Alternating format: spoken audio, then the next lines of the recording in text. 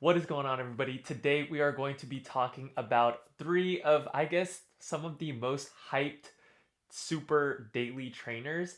I guess I say hyped as in they're $200 and they're non-plated, but they're these premium daily trainers from three of the biggest running shoe brands in the world, which are the one that doesn't need an introduction, the OG ASICS Superblast 2 versus the New Balance Balos. And last but not least, we have the Brooks Glycerin Max. So like I said, all of these shoes are $200. They're non-plated and they're super daily trainers. And today, instead of kind of ranking them, because everyone's preferences are a little bit different in running shoes, including mine.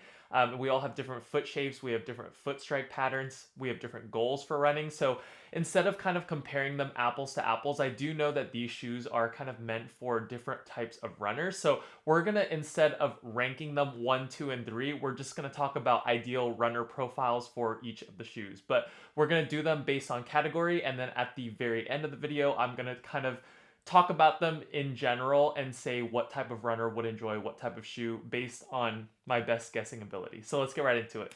So in no particular order, we're going to start out with the outsole of the ASICS Superblast 2. We have the ASICS Hybrid Grip Rubber or ASICS Grip Rubber. I'm not exactly sure which one it is, but this is the outsole pattern. This is what it looks like. The black parts of the outsole are the more durable hybrid or ASICS Grip Rubber. And I would say that from a traction point of view, these honestly worked pretty well for me. I typically run in dry weather conditions on the road, and they have been holding up really well. Usually with ASICS running shoes, the traction is a little bit sketchy, but for me, the Superblast 2 has been performing pretty well in dry weather conditions on the road. I have ran a little bit when it's been wet or the ground has been a little bit wet, and they still have held up pretty fine.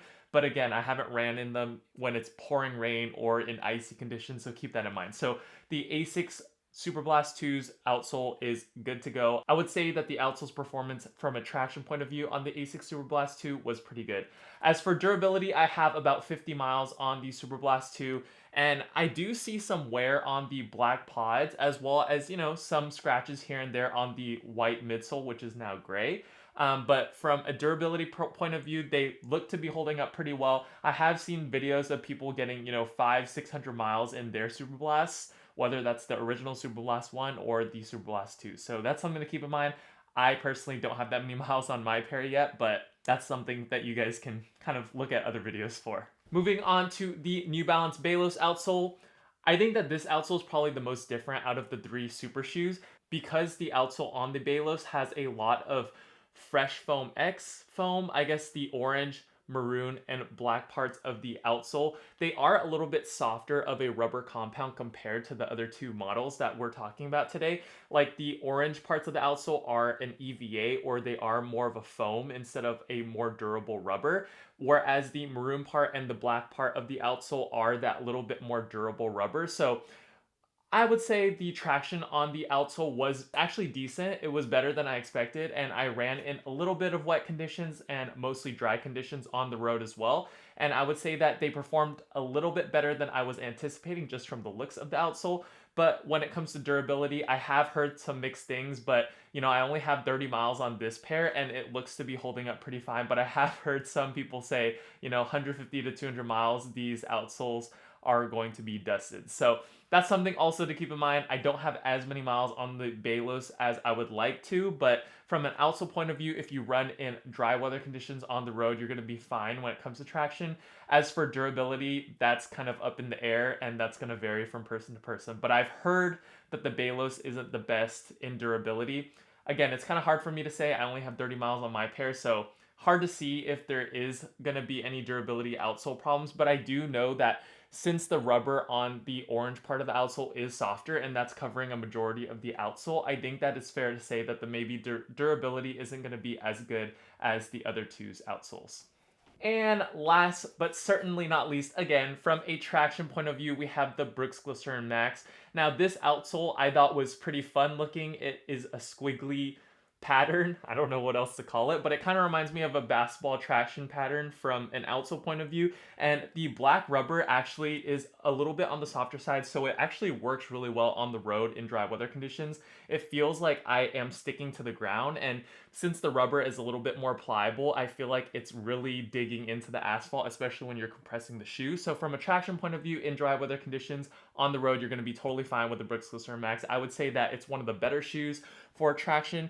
As for wet weather conditions, I only ran a little bit here and there in the Brooks Glycerin Max, but I would say that it still performs decently well, but it's maybe not the best on the market for wet weather conditions. So also icy conditions, I haven't ran in the shoe. I live in California, so it hasn't really been icy.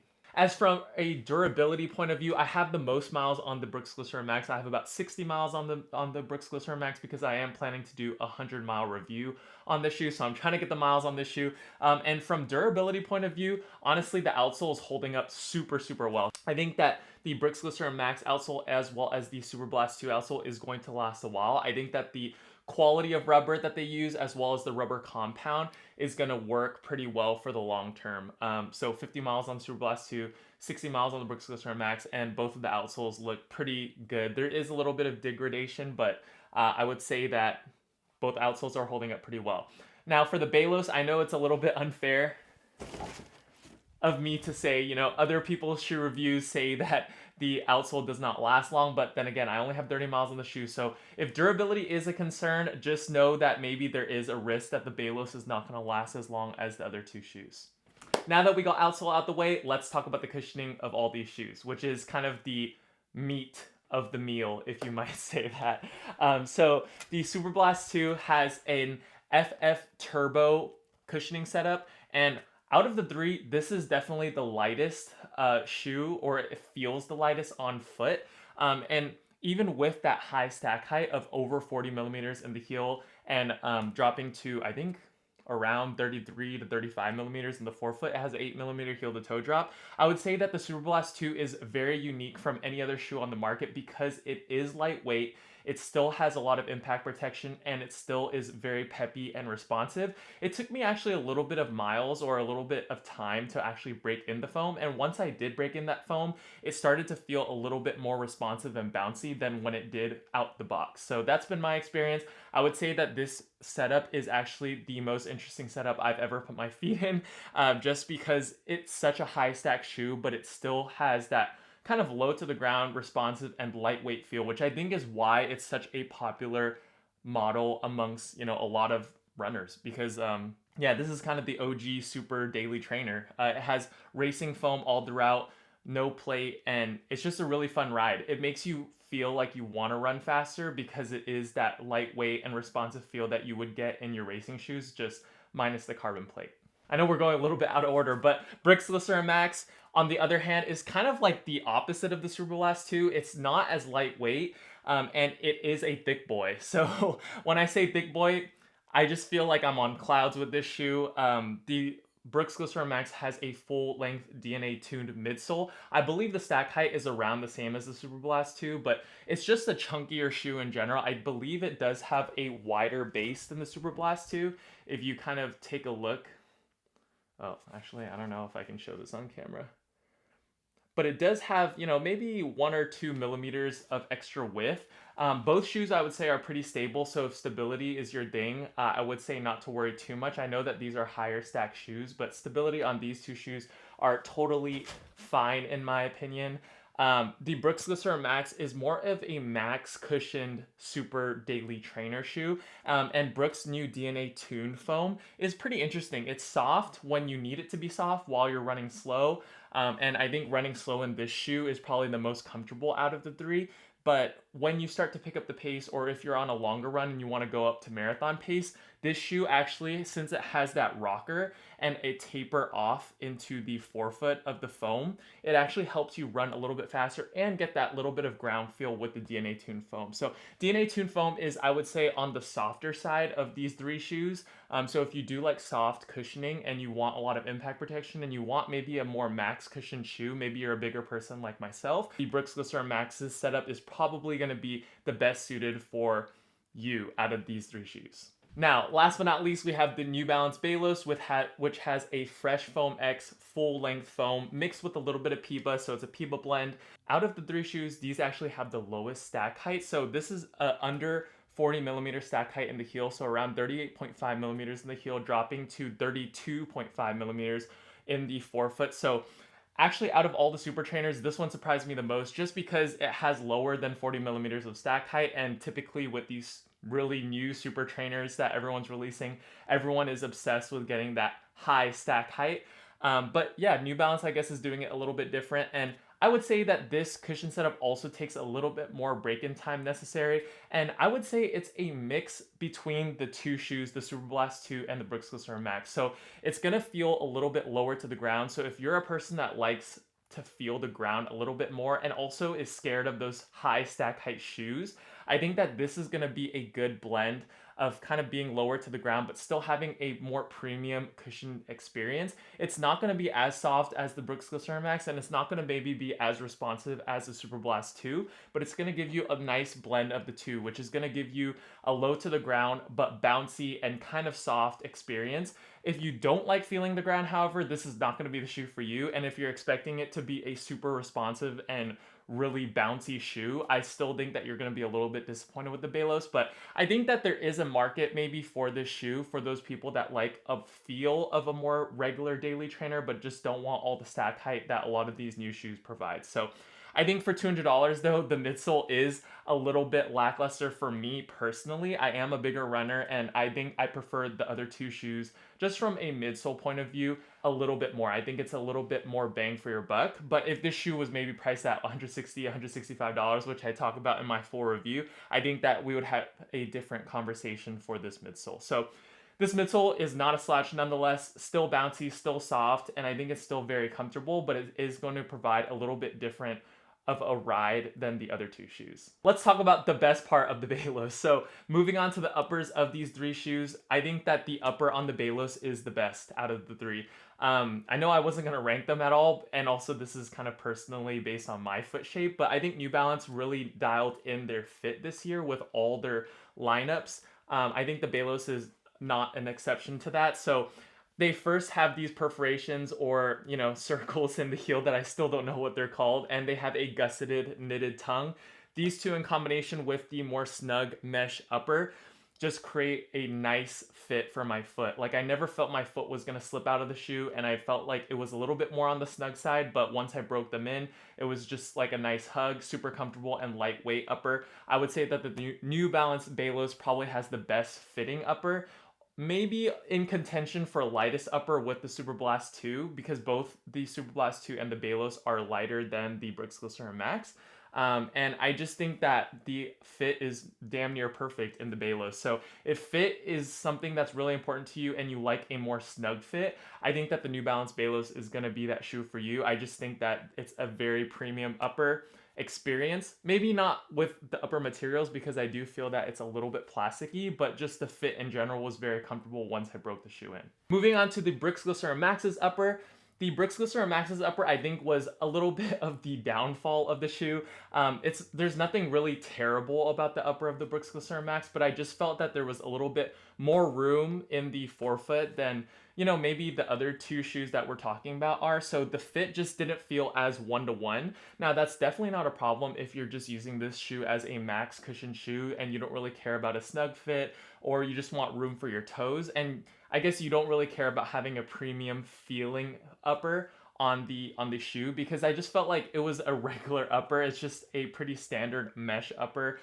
Still locked my heel down perfectly. I think all three of these shoes run true to size, and you're not going to have problems with any of these, but this is a really no frills upper. I don't even think it has a gusseted tongue, so there's that. And it did the job, but it just wasn't a premium feeling experience. So that's the Brooks Glycerin Max.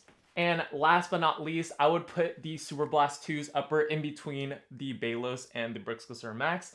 So this one being, I guess, rank number 2, even though I said I wasn't going to rank the shoes. But these do run true to size. If anything, it felt a little bit more on the long side. But once I broke in the shoe in the upper, it started to fit my foot a little bit better. Heel lockdown was decent. It wasn't the best. It wasn't as good as the Balos. I did have some heel slippage on my right foot. And by the way, I did do runner's loop in all 3 of the shoes. But I really like this upper because it's lightweight. It's a little bit, feels like more of a knitted upper, which I personally really love. It has a gusseted tongue, and it's just super thin and super lightweight. So I think that once you break in the upper, these and the Balos are very, very comfortable uppers, and you're not going to have any problems with them. They're just kind of no frills, super lightweight, and they are a little bit more premium. And now, if I was just picking based on materials of the uppers, I would say that the Superblast 2 has my favorite type of upper because it has more of a knitted feel versus the Balos. Even though I like the fit of the Balos a little bit more, it just felt a little bit plasticky for my liking, and I just feel that the Superblast 2's feels a little bit more premium. And once you break in